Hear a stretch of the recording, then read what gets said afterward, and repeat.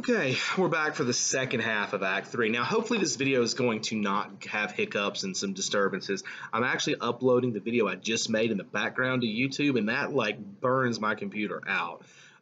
So I'm hoping that I can run these two things at once. But I want to put these two together on one slide for you and get these up to you tonight, if possible. I want to make sure that you've got every resource possible to do good on this final assignment for me. So let's pick up where we left off. We had just finished with Rosencrantz and Guildenstern falling asleep and Hamlet replacing the letter which was saying he needed to be put to death, and replacing with a letter that said to put Rosencrantz and Guildenstern, or the bearers of the letter, which we know is going to be them, to death. So that's where we had left off. All right. Let's see. There's actually, we get a couple of passages here where Rosencrantz actually has some real lines, which really Guildenstern's your one that has the majority of the depth of lines, especially the longer lines. They typically go to Guildenstern, but Rosencrantz has one here. And it's and I wish I had could tell you the page numbers for your PDF. I don't have them in front of me. I apologize. But Rosencrantz starts with saying, "I'm assuming nothing." Okay, and this is again right after they wake up. But skipping through that, a lot of this isn't stuff I want to read. But he does say, "I don't think we missed any chances, not that we're getting much help." And that's another one of the really common, what you see a lot with these existential writers. They're educated people. They understand things like faith. And a lot of them were, if they're not still Christians, a lot of them were, or at least, had some background in those areas. And this is a common thing for people all the time. They feel like, I think I've done everything I'm supposed to, but they feel like a lot of time that God hasn't really given them the directions they want. Think about how often you pray about stuff and you think you know what God wants you to do, but God doesn't come down and physically say, usually, I guess, doesn't physically come down and say, Rashawn, this is what you should do, or Allie, this is what's next for you. I mean, it would be so much easier if he did. Of course, I guess then we can complain about not having enough freedom, and that's kind of the catch-22 we have in this play. Is that for you to have freedom, you also have to have less direction. If you want direction and you want to be told what to do, then you have to be willing to sacrifice freedom. And we as humans, whichever of the two we're getting, freedom or direction, we're going to gripe about it.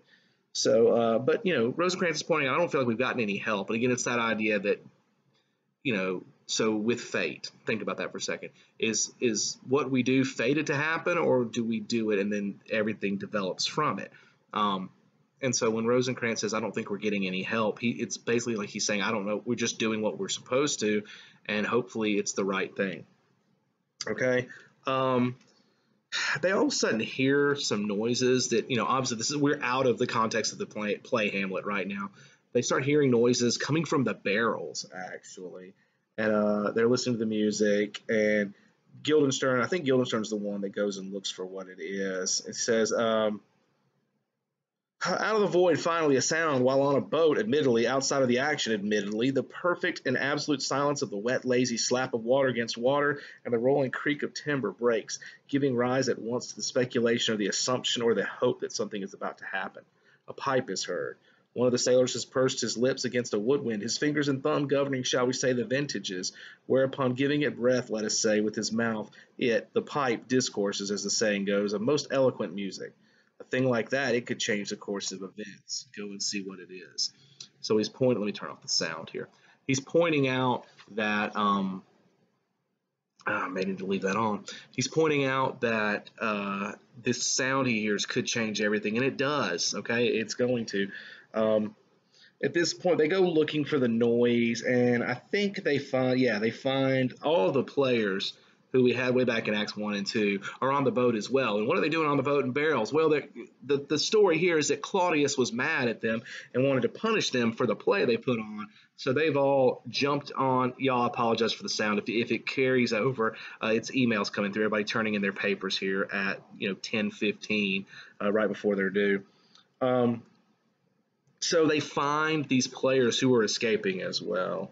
And the player says, all in the same boat then, which, double meaning. We use that phrase if we say we're all in the same boat, it means we're in the same situation, but they're literally in the same boat too. It's funny, the players talk to them, and he says, "You've come out of it very well so far." And of course, this "so far" on the end is very telling because we know that, well, yeah, but it's about to get really bad for these two men. All right.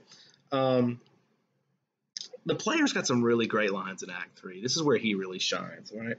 So going a little farther after the Rosencrantz points out that they're stowaways, the player says, "Naturally, we didn't get paid, owing to circumstances ever so slightly beyond our control, and all the money we had, we lost betting on certainties." Notice they lost it betting on certainties.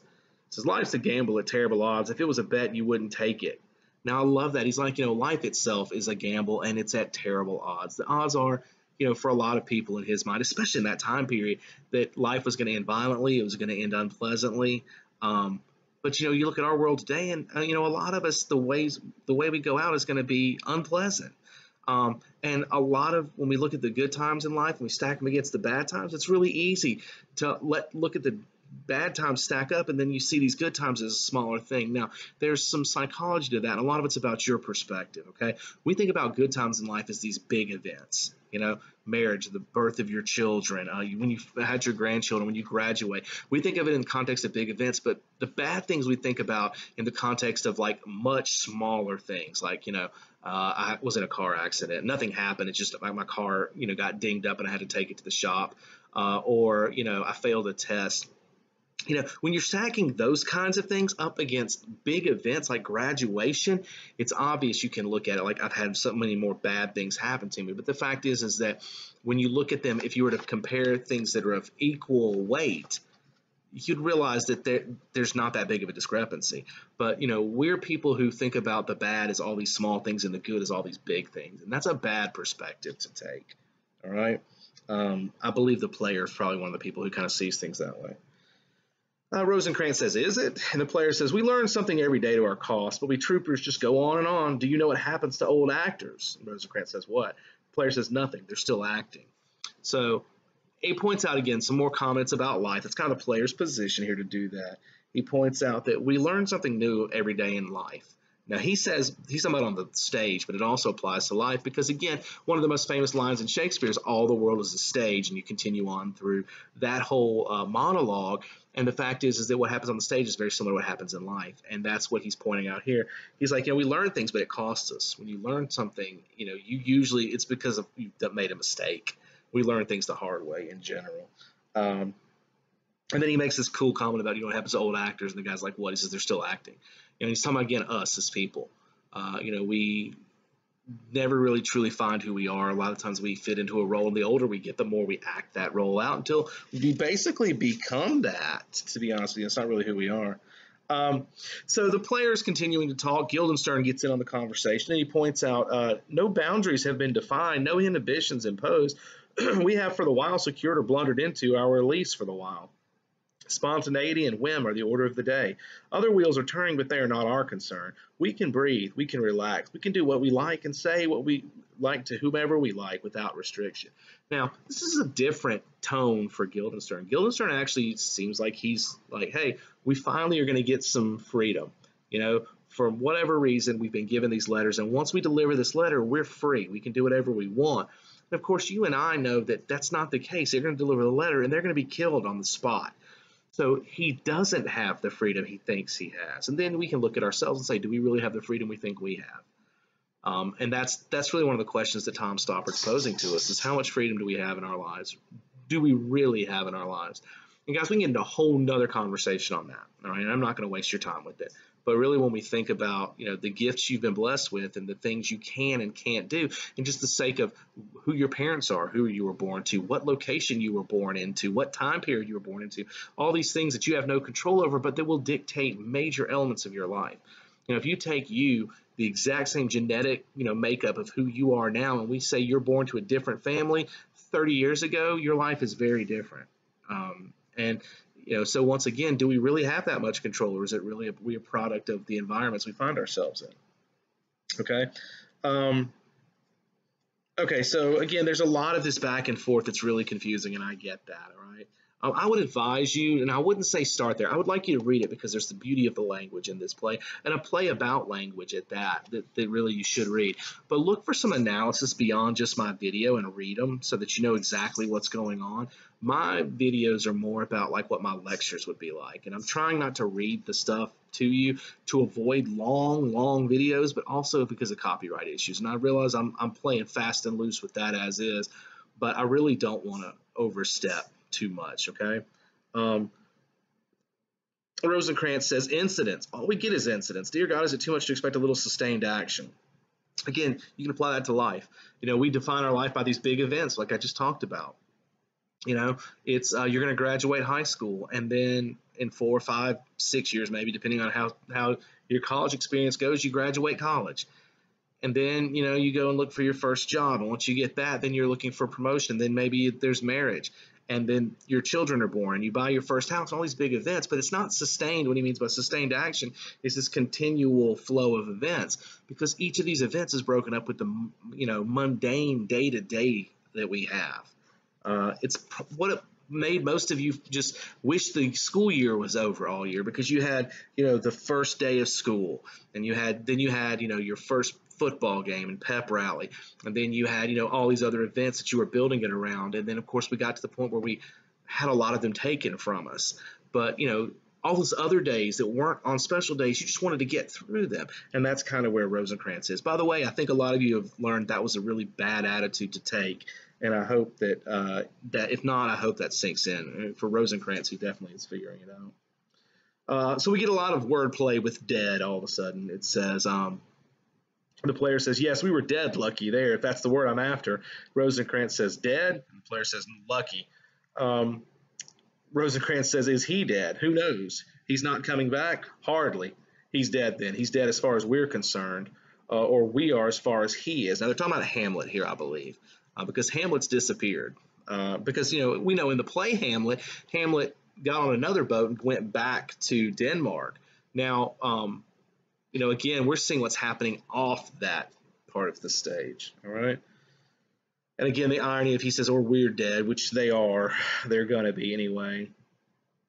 Now, Guildenstern starts kind of having a little bit of a breakdown here. He realizes that this letter he's got says that they're to deliver Hamlet for execution. Now Hamlet's gone, so he's like, you know, I don't know what to do next. This letter has no meaning here. And Guildenstern breaks down at this point. We start seeing him really, you know, the little bit of positivity we saw a few minutes ago is definitely chipped away at this point. Guildenstern says, we travel too far and our momentum has taken over. We move idly toward eternity without possibility of reprieve or hope of explanation. He says, so we're heading to our destination and there's absolutely nothing we can do to achieve our task. So, you know, he's like, we're dead men. All right. Now, not dead men because of the letter. He doesn't realize there's been a switcheroo. What he means is like they're not going to achieve their goal, and that's what he's worried about. Because what happens when Claudius and Gertrude hear that? Well, he's worried for his life, obviously. Rosencrantz says, be happy. If you're not even happy, what's so good about surviving? He says, we'll be all right. I suppose we just go on. You know, and again, Rosencrantz is such a simple person, but I'm telling you, there's a lot of positive reasons to be a simple person. Rosencrantz is just like, hey, let's roll with the punches. Whatever happens, happens. We'll be fine. And, you know, you can be a person like me who overthinks everything and never can be happy because you're constantly seeing every angle of how bad something could go. Or you can be like Rosencrantz, who's ignorant to all that, and it's just like, you know, we handle things as they come. You know, in a lot of ways, Rosencrantz is in a better situation than Guildenstern is. So he says, we'll just keep going to England, and we'll see what happens from there. And, you know, a little more discussion, but then we get back to pick up with Guildenstern. He says, where we went wrong was getting on a boat. We can move, of course, change direction, rattle about, but our movement is contained within a larger one that carries us along as inexorably as the wind and current. So he says, what the mistake we made was getting on this boat, because while, yes, we have the freedom on the boat to move to the front or the back or the sides of the boat, we have no control over the fact that the boat itself is moving from here to there. He said, so really, we don't have the freedom we think. And again, that's meant to parallel life. You know, you captain your own little vessel, your life, but there's bigger things that are moving you. Okay, right now we have a ton of people who are out of work, and it's not because of anything they did. It's because something happened that was out of their control. It was out of any of our control, really. And now we find ourselves on a boat that's moving in a direction. And while we can maybe pivot and do a few things differently to try to take over, our country still as a whole is heading in a direction, and we don't really have control over where it goes. And that's frustrating. That's why we see riots. That's why we see these protests. It's because people are frustrated because they have no control. You know, your bank account's empty, you have no savings, you can't pay your bills, and you're told, sorry, you got to stay home and work some more. I stay home from work some more, and people get angry because, again, they have no control over their situation. And most of us, sadly, humanity has devolved into this, no matter which political view you hold, when we get angry about something, we react with these protests that often turn violent. So, but it's the same thing Guildenstern's feeling right here, guys. There's no difference. This is the human condition, this confusion.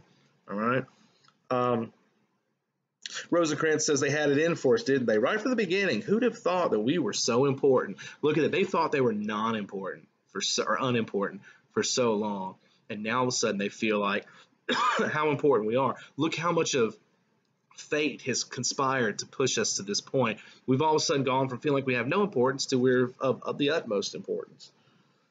But Guildenstern says, but why? Was it all for this? Who are we that so much should converge on our little deaths? Who are we? Now, the statement he makes about, that so much would converge on our little deaths. If you guys remembered our discussion in Hamlet, and I kind of made a lot of description of this book as it was coming.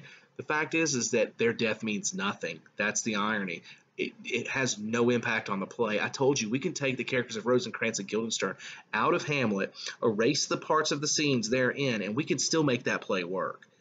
They are non-essential characters, and we know that. And the fact that they think now that their death is important, it's so tragic. And here's the tragedy part, because their death's not important. It's not even, remember their death scene in Hamlet? A letter comes that says Rosencrantz and Guildenstern are dead, and that's where we get our title.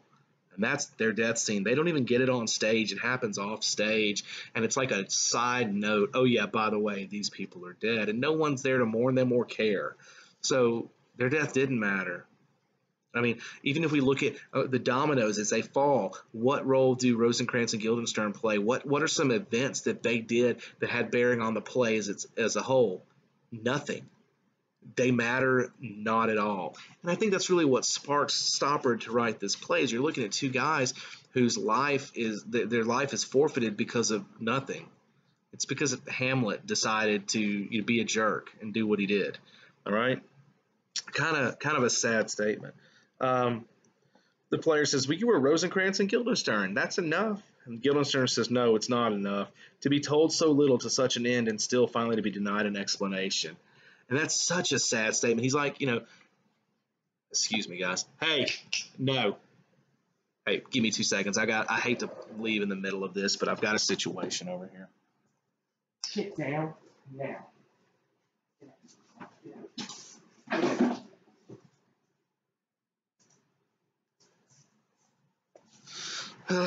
Sorry about that. I have a cat who decided to get on top of my very expensive records that I collect and decided that was a great place to lay and sharpen her claws. So, that involved me throwing a shoe across the room. Excuse me. Back to this. All right. The sad part here says to be told so little to such an end and finally still to be denied an explanation. So, to go through all these motions and get to the end and still not to have an explanation, he's like, that's terrible. Again, this is a reference to life. To go through all the struggles of life and then get to the end and have no idea what it was all for, he says, is such a tragic thing. And again, that's a thing that as a person of faith, we believe we're going to get that explanation at some point. Again, my best friend, he used to be my best friend. We're not as close as we used to be. But I have a friend who's an atheist, and to think that he believes that when we die, it's just over, it feels like such a letdown. That you get to the end of life and you get no explanation for it. And we want answers, why did all this happen?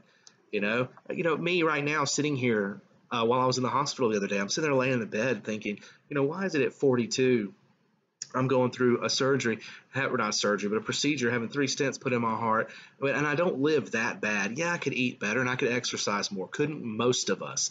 But then as I'm looking out the window, waiting to be discharged, and see some people sitting, out. Or my wife's texting me about some idiot in his car smoking, an entire pack of cigarettes, and the guy probably eats as bad as me and has less exercise, and probably has a lot of other vices, and that guy, is up walking around like there's no big deal. I'd love to get an answer for why that's the case, but hopefully one day I can. It's just the way it is, maybe. But you can see how, for me personally, there's some solace, and I'm going to get answers one day. The player points out, in our experience, most things end in death, and he's pointing out that well, I mean, I'll give you one answer: everybody's going to die. All right. At this point, Guildenstern gets mad, and this is like one of the few narrative points in the play. He grabs the player's dagger and he stabs him, like he's trying to kill this guy. Of course, in typical fashion for this play, the dagger's not real. It's a fake dagger. And so the actor, the player, pretends to die, this big death scene. All of the other players applaud him, and then he stands up and you realize it's fake. I mean, at this point, Guildenstern's just trying to take control of something. Well, on the way out, I'm going to affect something. I'm going to kill this guy because now I can at least say my life mattered. And even then, it doesn't work. All right, so look at the frustration, the futility on this poor man. He's talking to the player here. He says, you die 1,000 casual deaths with none of that intensity which squeezes out life, and no blood runs cold anywhere, because even as you die, you know that you will come back in a different hat. But no one gets up after death. There is no applause. There's no silence. There's only silence and some secondhand clothes, and that's death. So he's defining death to him as he's trying to kill him. He's like, you don't really capture the essence of death because you know you're not really going to die. You know it's fake. And so he's basically like, no, I'm going to kill you and you're going to see it. Of course, it's a fake dagger. It says, while he is dying, Guildenstern, nervous, high, almost hysterical, wheels on the tragedian. So he turns around and looks at the other ones. The guy's still faking his death at this point, the player is. And he said, this is Guildenstern. He says, if we have a destiny, then so had he. And if this is ours, then that was his. And if there are no explanation for us, then let there be none for him. So like I said, Guildenstern is just trying to reach out at one point and have some kind of impact. And I think a lot of people in our world that become famous or infamous, they do something great or they do something bad, a lot of it comes down to that. It's, I'm going to control something. And if nothing else, we talked earlier about a lot of people see it as suicide as the only thing I can control. Well, Guildenstern's realizing I can control this person's life too. And it's a very dark thing. It's just the unraveling of a man here. Okay. But then, of course, the player jumps up and takes a bow because nothing is real about his death. And Guildenstern, after all this happens, has this is the part I was telling you about death that I think is really kind of cool. He says, this is Guildenstern. It says he's tired, drained, but still on edge of impatience over the mime. And that means the farce that just happened. And we're near the end of the play, so y'all hang in there. He says, no, not for us. No, not like that. Dying is not romantic, and death is not a game which will soon be over. Death is not anything. Death is not. It's the absence of presence, nothing more. The endless time of never coming back, a gap you can't see, and when the wind blows through it, it makes no sound. So Guildenstern's again trying to capture the concept of death. He says it's not what we see on TV. He doesn't say that. I'm filling in TV. But for us, it's not what we see on TV or movies or even read about in the books where everybody gets this like really impactful death scene. He's like, for most of us, it's just we stop existing. It's the end of it. Now, kind of cool stage stuff that happens here. It says the light has gone up stage. Only Guildenstern and Rosencrantz are visible as Rosencrantz is clapping, falters to silence.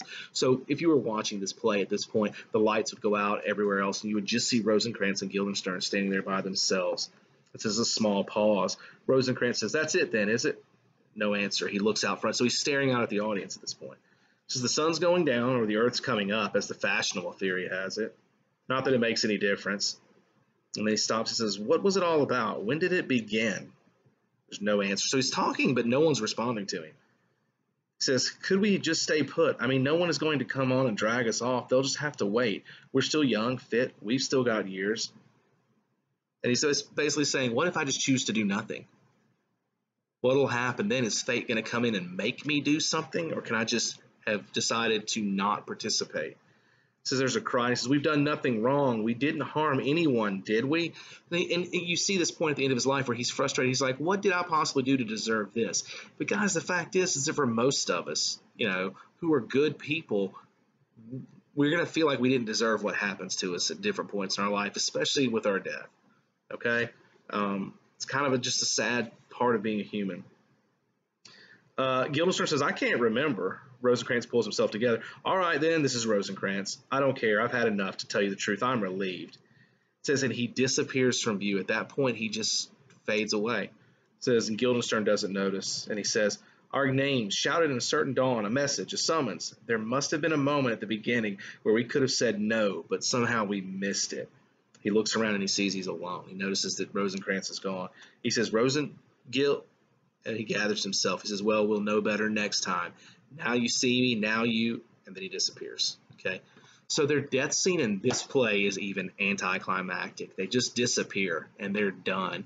You even get that cool little, now you see me, now you, and he's gone, vanished. All right. But the really cool part is right before he dies, he points out there must have been some point where we could have said no and controlled our fate and said, this isn't going to happen. And I love that. I love the thought behind that. That no matter how much you think you are being bullied by fate, there's a point where you had some kind of say-so in your life, in your situation, no matter what it was. All right? You have control over what you do, at least at some point. Now, you may not be able to totally affect the outcome. You may not be able to even, really have much control. But there's a point where you could have taken a different path, is what he's pointing out here. I love that idea. It kind of takes a lot of the, oh, well, it's not my fault out of the equation and says, yeah, that's not, but back up further. And if we keep backing up far enough, we're going to find a point where it is your fault and your situation is because of you. And that's kind of the key. I mean, what if they had played stupid and just slept through that summons? Maybe the guy leaves. Maybe they go and find somebody else. And maybe they don't ever have to deal with this. And that's the point. No matter how small you think you are, you have impact and you have potential. The fact is the smaller we are, the less opportunity we may have to affect things. President Trump's got opportunity every day to impact things. Patrick Morris might only have 2 days in his life he can impact big changes, or impact his future down the line, really. So kind of a cool statement, all right? Then they disappear, all right? It says immediately the whole stage is lit up, revealing upstage arranged in the approximate positions last held by the dead tragedian, the tableau of court and corpses, which is the last scene of Hamlet. So when the lights come back up, we got the last scene of Hamlet, all the bodies everywhere. Now, Rosencrantz and Guildenstern aren't there because they weren't part of this scene. And then the last few lines are actually the last few lines of the play Hamlet. And that's how they close this. Because Rosencrantz and Guildenstern don't even get to be the stars. Their death doesn't even get to be the star of their own tragedy. Sorry if you can hear that. My dog's snoring in the background. Apparently, I put them to sleep like I do a lot of you guys. We don't even get them to star in their own death. They disappear, and then Hamlet's play takes over again. And that's on purpose. All right. Really kind of cool stuff. I mean, I love this third act. I think it's great. I know this is a hard play. I know there's a lot going on, but stuff like this is what good literature is built around. It gives you a chance to discuss and to try to make sense of it. Because, maybe not you guys, but if somebody who's studying this, who's in college or a senior in some other class, is wandering YouTube and they somehow have gone through 6 million videos and show up on one of these, they finally show up, they may look at this and say, I didn't get any of that when I read it. Or their teacher may say, I don't think any of that's true. That's not the point. The point is for us to make meaning of what we read.